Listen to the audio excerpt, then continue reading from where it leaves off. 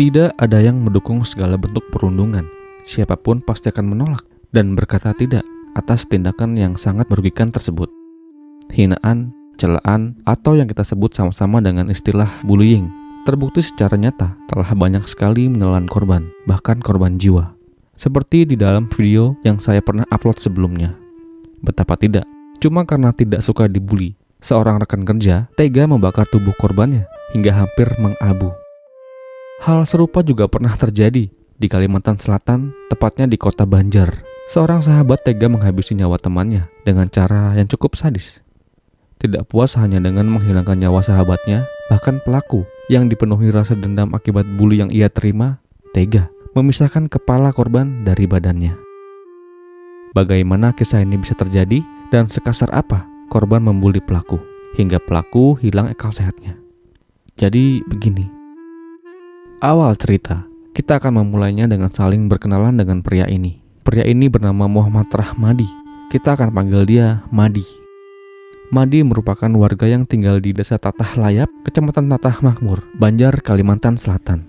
Seperti pada kebiasaan pemuda-pemuda di umur 19 tahun yang baru aja lulus dari pendidikan sekolah atasnya.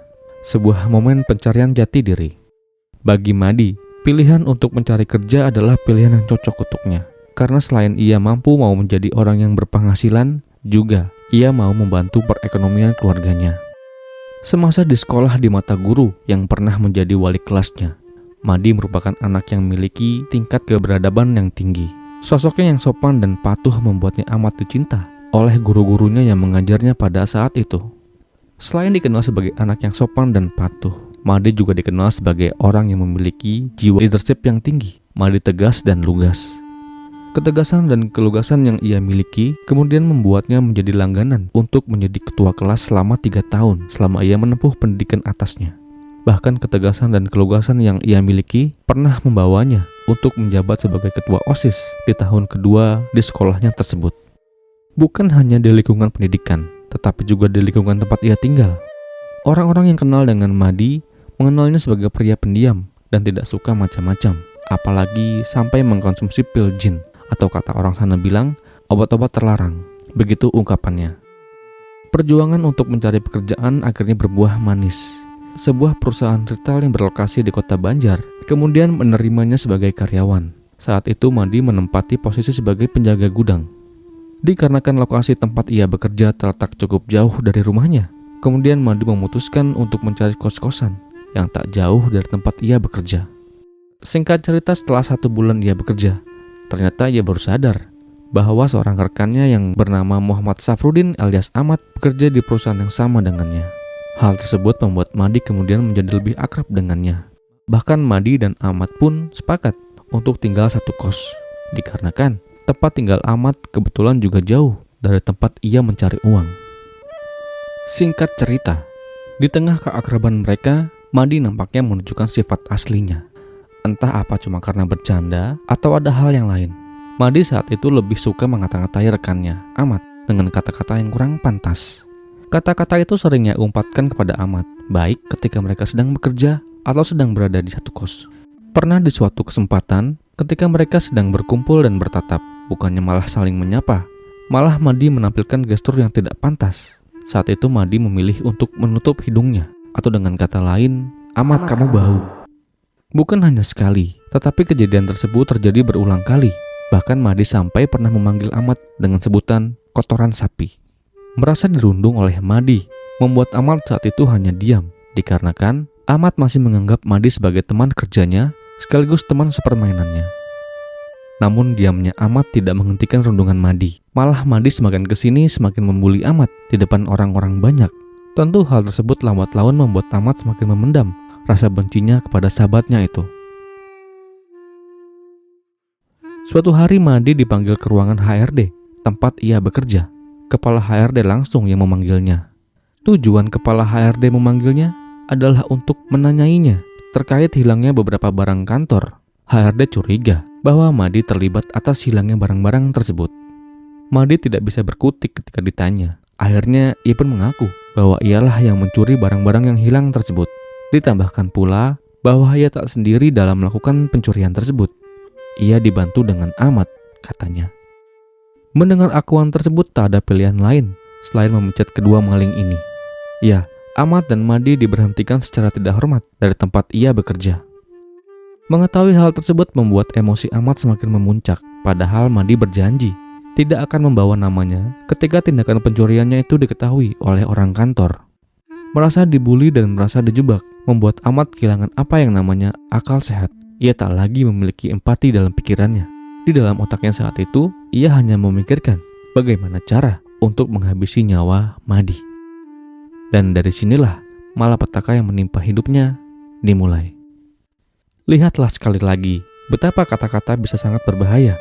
Jadi mari kita jaga lisan. Suatu hari di bulan November tahun 2018, ketika rencana jahat tersebut telah tersusun dengan rapi, serta dendam yang masih membara di hati, kemudian Ahmad menghubungi Madi. Ia menghubungi Madi dan mengajaknya untuk melamar pekerjaan di sebuah perusahaan di Palangkaraya dengan gaji 7 juta sebulan.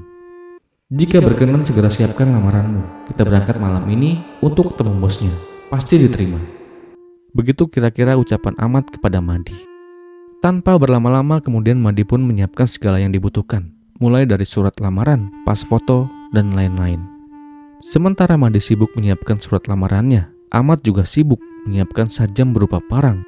Ia asah parangnya, kemudian dia masukkan ke dalam tas. Matanglah sudah rencananya. Singkat cerita, di malam hari sekira jam 8 malam, setelah rampung dengan sholat isya dan juga setelah berberes masjid tempat tinggalnya, Madi pun berangkat. Kemudian ia pamit kepada orang tuanya dan pergi menggunakan sepeda motor Yamaha MX King miliknya. Sesampainya Madi di tempat yang dijanjikan, tak lama kemudian Ahmad pun muncul. Dari tempat itu secara bersama-sama mereka berangkat dan berboncengan menuju sebuah tempat. Tanda kutip sebuah tempat. Madi tidak curiga. Perjalanan pun dimulai. Di tengah perjalanan, tepatnya di Jalan Gubernur Syarkawi, Desa Lok Baintan, Banjar, Kalimantan Selatan. Kemudian Ahmad yang membonceng di belakang meminta Madi untuk berhenti sebentar saja. Dikarenakan katanya perutnya mules dan ingin buang air besar. Tak lama kemudian, sepeda motor pun berhenti. Ahmad pun sempat meminta Madi untuk menemaninya, dikarenakan kondisi semak-semak tersebut sangat lebat dan minim dengan penerangan. Madi menolak awalnya, dikarenakan terus memaksa. Akhirnya Madi pun bersedia mengantarkan sahabatnya itu untuk buang hajat di tengah semak-semak yang gelap itu. Tak sampai 10 meter mereka berjalan, lalu dengan secepat kilat, Ahmad mengeluarkan parang yang telah ia asah tersebut dari tasnya. Kemudian dengan sekuat tenaga menghantamkan parang tajam itu ke arah kepala Madi beberapa kali. Refleks, serangan tersebut membuat Madi menangkis beberapa hujaman parang itu. Namun derasnya serangan yang dialami oleh Madi kemudian membawanya terjatuh tersungkur ke tanah dengan noda merah yang membanjir. Tak puas hanya dengan tersungkur dengan noda merah yang membanjir, kemudian Ahmad menghujamkan parang yang tajam tersebut ke arah leher korban, hingga kepala Madi terpisah dari tubuhnya. Dan dendamnya terbayar sudah. Kepala korban yang telah terpisah itu kemudian Ahmad masukkan ke dalam kantong plastik. Kemudian benda itu ia masukkan ke dalam tasnya. Di malam itu, Ahmad dengan menggunakan sepeda motor milik Madi berkeliling kota mencari lokasi yang pas untuk membuang anggota tubuh Madi yang telah terpisah itu. Tak lama sampailah ia di tepi Sungai Barito. Dari atas jembatan Sungai Barito, Ahmad melemparkan tas yang berisi potongan tubuh sahabatnya itu ke Sungai Barito yang megah itu. Selesai dengan misinya, Ahmad pun melarikan diri. Sekira 3 hari setelah kejadian tersebut, Pak Sutri warga setempat yang melintas di lokasi kejadian kaget bukan main ketika mereka melihat sosok jasad yang sepertinya pria tergolek di rerimbunan semak-semak belukar di Jalan Gubernur Syarkawi tersebut. Tanpa babi bu, mereka pun langsung melaporkan temuan itu ke pihak yang berwajib. Tak butuh waktu yang lama, polisi kemudian melakukan olah tempat kejadian perkara dan lalu mengevakuasi korban ke Rumah Sakit Umum Daerah Ulin, Kalimantan Selatan. Orang tua korban yang mendapat kabar atas penemuan ini segera memastikan apakah benar temuan tersebut adalah Muhammad Rahmadi, anaknya yang telah hilang 3 hari lalu. Setelah dicek dan benar saja, tanda lahir yang tersemat di bagian kakinya menandakan sosok tanpa kepala ini adalah benar anaknya, Muhammad Rahmadi. Tangis pecah di kala itu. Serangkaian investigasi yang dilakukan oleh pihak kepolisian akhirnya berbuah manis. 22 November tahun 2018, pukul 00.15, polisi akhirnya berhasil meringkus Muhammad Safruddin alias Ahmad di rumah kontrakannya di Gang 55, Desa Bentok, Bati-Bati, Tanah Laut. Ia diringkus dengan tanpa perlawanan, dan ia pun juga mengaku telah menghabisi nyawa rekannya, Muhammad Rahmadi. Setelah berhasil meringkus pelaku utama, masih ada satu lagi pekerjaan polisi saat itu.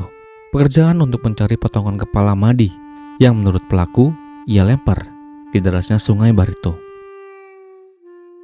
Tidak mudah mencari benda sekecil itu di tengah megahnya Sungai Barito yang sangat besar. Pak polisi saat itu membutuhkan banyak sekali daya dan upaya untuk menemukan tas yang berisi potongan tubuh korban. Pencarian pun melibatkan warga yang tinggal di sekitar sungai. Warga yang sering melintas pinggir sungai pun tak lupa dimintai bantuannya oleh Pak polisi. Serta Pak polisi juga meminta bantuan kepada para pengguna transportasi sungai. Proses pencarian pun disambut antusias oleh para warga yang turut membantu Pak polisi dalam usahanya mencari potongan tubuh korban. Alhasil, tim mencari pun membutuhkan waktu 4 hari untuk kemudian menemukan benda yang mereka cari. Tas berisi potongan kepala itu ditemukan tersangkut di ranting pohon yang menjuntai tersebut. Atas kejahatan yang dilakukan oleh Muhammad Safruddin alias Ahmad, persidangan yang digelar oleh Pengadilan Negeri Martapura kemudian memvonis Muhammad Safruddin alias Ahmad dengan hukuman 20 tahun penjara. Sebuah vonis yang semoga saja bisa pantas mengganjarnya. Dan kisah ini pun berakhir